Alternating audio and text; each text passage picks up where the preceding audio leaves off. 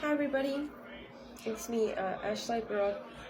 For those of you guys who don't know me yet, I'm autistic, and I just share a little bit about my life. I was nonverbal till I was 7, and I stopped talking again from ages 10 to 11.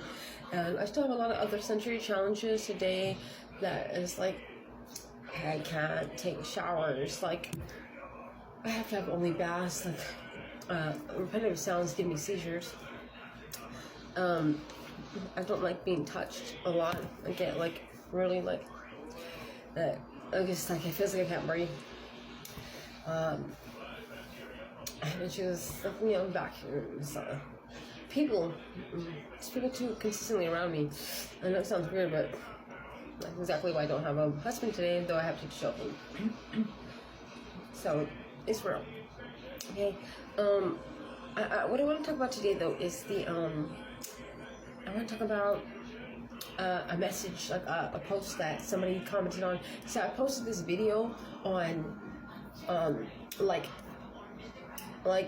young females, experiencing like period. And I know the period is like let's talk about that. But I felt it so necessary because I had a mom reach out to me and she was like practically in tears.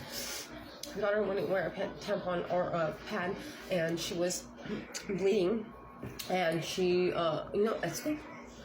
And of course, that can be very embarrassing, and people like to pick on you, and it's bad. So, for this reason, I shared some information about what worked for me. I experienced the same thing. And I'm an older woman today, so and I don't have a husband, so I have nobody to impress. So, you're lucky. I don't like tampons or pads. Never have I ever. I use toilet paper. I know it sounds weird. Some people might say, "Oh, it's disgusting." Not really. Like, it's still a fabric and it still absorbs, And as long as you clean and change it frequently, it still works. I'm sorry. Should I rather some really stiff, textured thing going up my, like JJ? Let's be real. How is that any weirder or different? Saying I'd rather just a softer cloth. Don't like the texture.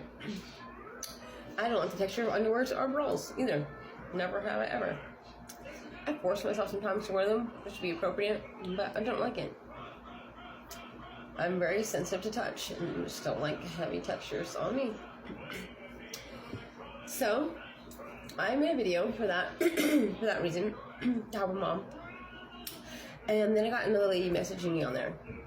And she was like, "Oh, I'm glad you're talking about this topic, and there's another topic that I want to talk about that nobody talks about, but because she's figured I have the bowls." I want to do that, but I just thought it was a weird word, balls. I'm not using it correctly. But yeah, because I'm I guess the reason or the motive or the confidence to stand here and talk about things so boldly. She's talk about this. So she wanted me to talk about, she thinks, so what she shared with me is for you, Franny. She shared that she has, she must have an autistic child, and that she also has a neurotypical child. And what she shared with us is that she has a neurotypical child that has erections, and when he gets frustrated, he has an erection. She can't help but notice every time he has an erection, he's getting frustrated and angry because he doesn't understand it. He's really young still, and he doesn't understand. Let's all be adults here, okay? I'm not talking about being perverted.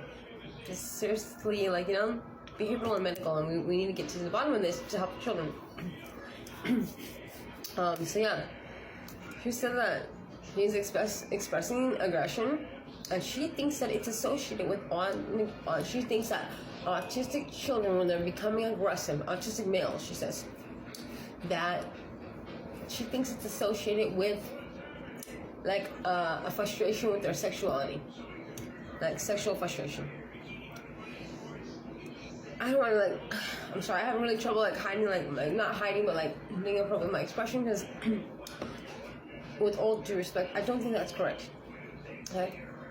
I'm going to tell you a little story, okay? Before I make this video, I was like, I'm not a male. I know I don't process that type of stuff. A lot of us are asexual, so it's like we don't even have that interest. It's not, we don't, you know. And so like I was like, I don't feel that way, but I want to give this woman, like, you know, give her my full attention and give her my full, like, you know, like, let me help you figure this out, you know. So I asked a couple of my male autistic adult friends, and I have a really, like, I call him a really good friend, because, like, whatever, I've been talking for a minute, like, on what's it called, on TikTok. I just met him, and I say he's a really good friend because I know he is going to be my best friend for the rest of my life. I'm like, he's that cool, okay? I just love his mind. He's so much like me, it's crazy. So, if you guys don't know, his account is called Autistic and Proud. And so we always bounce things off each other, that we talk about our autism and stuff, and it's a very safe place for, like, us to just be real, you know, and be ourselves.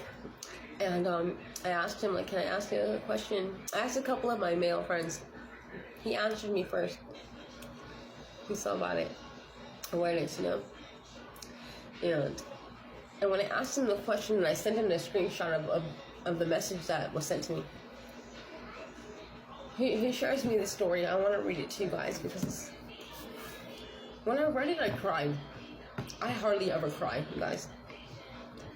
When it, like, hit so home to me, and it, because I dealt with this type of discrimination with my own family, and it was very hurtful. And the fact of, like, people thinking that I'm aggressive because I'm some horny weirdo, no bueno. So, woman that asked that question, I'm sorry, Franny, I should tell you this, but this is like more than one autistic adult telling you that you're wrong in that topic.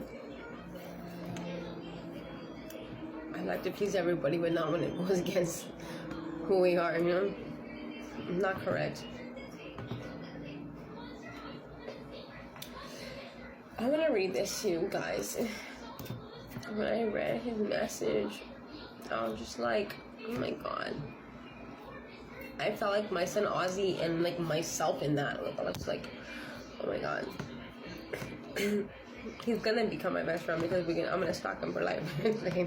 He's just so beautiful. So, like, such a good person.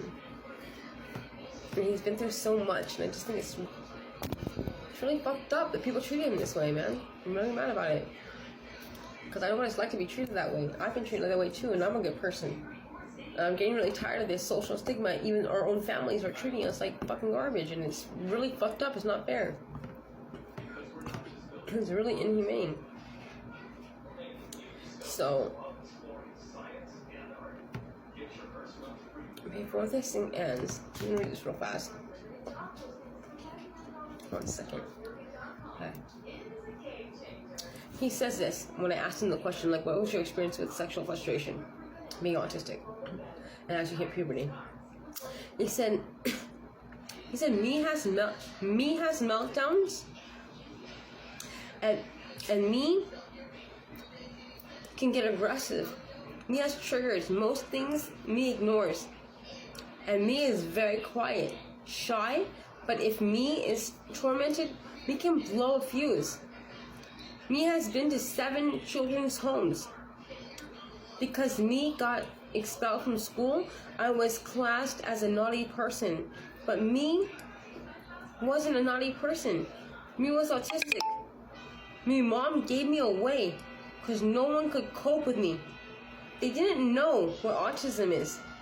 Like I knew me was different.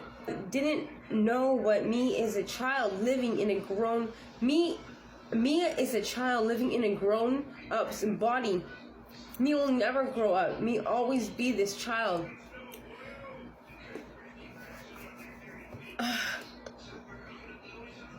I know he's like not my age, but like a little bit behind, but I want, like, oh my god, I just want to take him and hug him. He was never treated fairly. He's been discriminated his whole life. And parts of him feels like a child, innocence, you know, adolescent. He needs more support. How come this happened to him? I'm so mad. A lot of messed up things happened to me too with my autism.